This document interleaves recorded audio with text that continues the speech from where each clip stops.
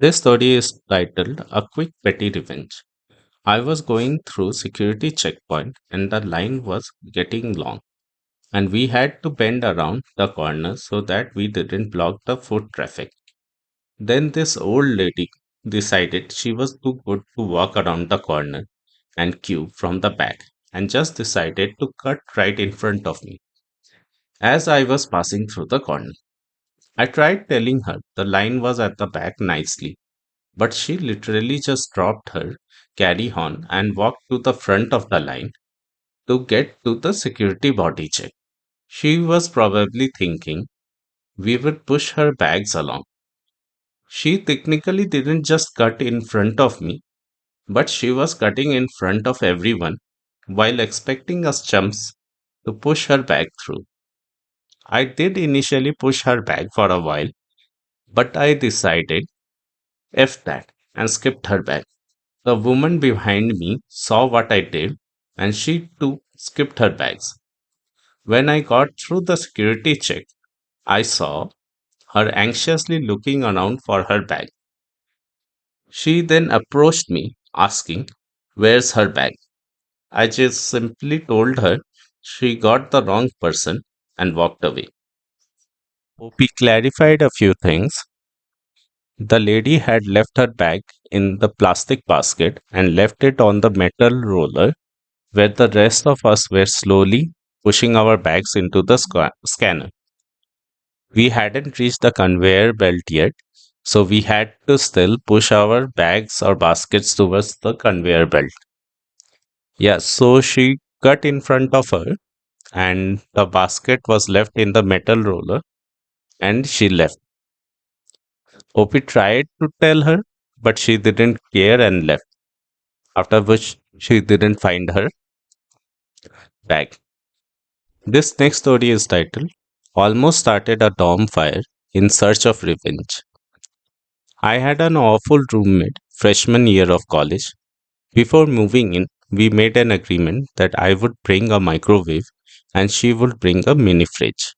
Well, I quickly regretted that when she would take a break from her 2 a.m. study session to get her unsealed box of mystery meat from home, from the fridge and microwave it.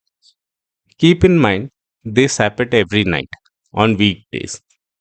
I had been trying to fall asleep for over 2 hours. In spite of the lights being on, typing noises, and now the microwave buzzing and beeping for 5 minutes straight, followed by obnoxious chewing and unpleasant smells.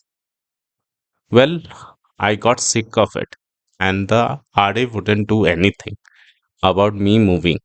So I took a piece of aluminum foil and folded it and taped it unconsciously on the top corner of the microwave.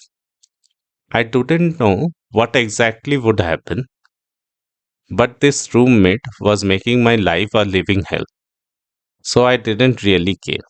I made sure to write a note to myself to not use the microwave and went to sleep. That night, I couldn't sleep as I was too excited. Sure enough, 2 a.m. comes, the meat rolls out, and wham! Sparks and some smoke, and my roommate muttering expletives as she runs to unplug the microwave and shamefully eats her cold meat. I am in bed trying not to laugh audibly. I took out the foil and used the microwave for the rest of the year with no issues. My roommate never used it again, and we didn't talk about it. This next story is titled Hurt My Best Friend and I Will Ruin Your Life. Me, 16F, best friend 17F, had liked the boy 17M for ages. Literally everyone was aware of this fact. She was way out of his league, but thought he was amazing for some reason. She is smart, funny, kind, caring, and the most gorgeous slut I have ever laid eyes on.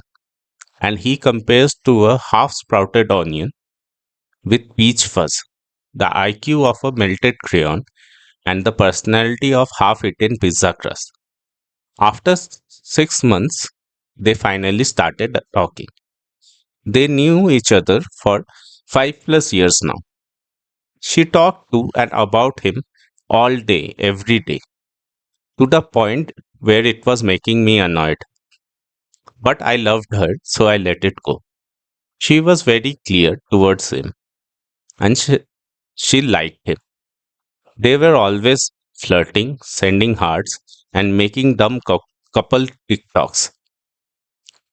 Going on month 3 of talking, he says some off putting stuff that was genuinely very bad, and she confronts him about this. He reveals to her that he had never loved her and didn't even like her, and did it all for dare, and was posting their private pictures and text on a private snapshot, and humiliated her to all his friends at school. After this, she was mocked and harassed verbally at school. She even went to the counselor to complain, but nothing was done about it, other than a few detentions. Well, after spending more than a few weeks comforting my best friend and trying to help fix her reputation, I had enough. I made a fake account. She were aware of it. I told her, posted as a hot girl a year older, and followed some of his friends. I kept my account public, put in a different school name, and posted some pictures I found in the depths of Pinterest. And sure enough, I caught him, hook, line, and sinker. He texted me exactly the way he used to text her. I was disgusted, but I played along. He even bragged to me about my best friend that how he played a girl. You, what a sad excuse for a person. I talked to him for weeks, found out things about him I dared not repeat, got sent many images.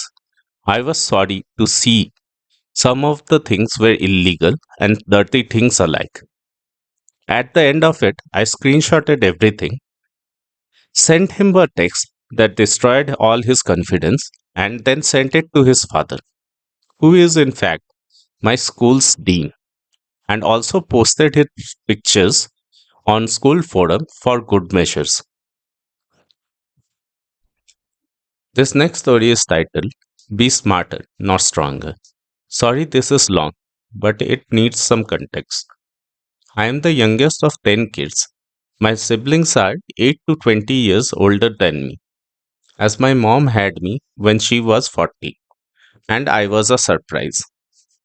My parents were abusive, so many of my siblings learned to take their frustrations out on me, as I was the smallest.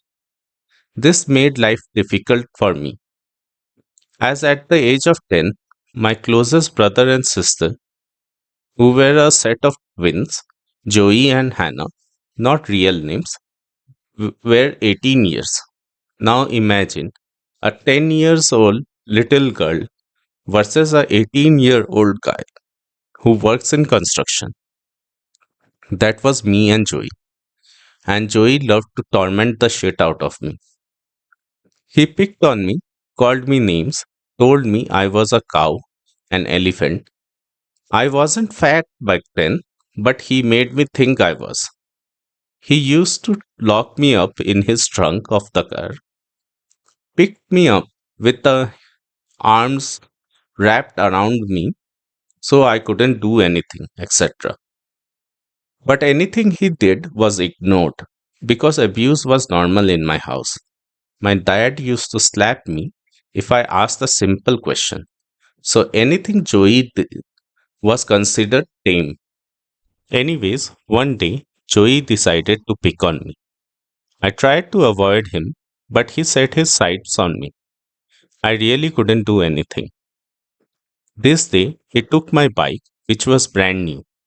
I got it for my birthday, and we were poor, and we only got new things on birthday or Christmas. Joey decided to lock it in his trunk. He kept it for weeks and wouldn't give it back. And of course, my parents wouldn't do anything. So one day, Joey buys a new pair of sneakers. He worked a good construction work. After several days, I noticed he left his sneakers lying around in the living room when he was out on a date. Now we lived in a 4 acres land with woods. I decided to take those brand new sneakers through the woods and down the creek and bury them. He looked for these things. He even asked me if I had seen them. I acted like I didn't even knew that he had new pairs of sneakers. It wasn't until 30 years later I told him. But every time he did something to me after that day, I did something. Like I threw his car keys in weeds one day. One time he destroyed my boombox, so I took the license plate off his car. My dad used to fix cars and sold used cars, so we had Magna tags, etc. I became so devious that he never knew it was me. He had all his outright pawn, but I was smart and quietly got him into trouble left and right. He never knew. So be careful when you bully someone. You never know. He eventually went into therapy, grew up, and became a good man. But he never knew that I had retaliated every time he hurt me.